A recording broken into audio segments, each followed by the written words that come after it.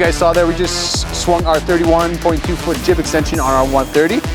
Today we're gonna be throwing a power line pole 135 feet over this house with some bags of crush, a couple bags of crush, and rigged in a little quicker than we thought. We're just waiting on the boys to roll in here in 10 minutes or so with the equipment.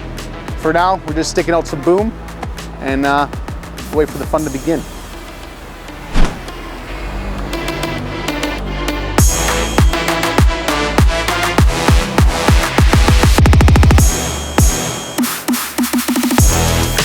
So right now we're just finding our bags of rocks, getting them back there in the backyard right next to the hole, because once we fly in that pole, our crane will be holding it until we get some rock shoveled in.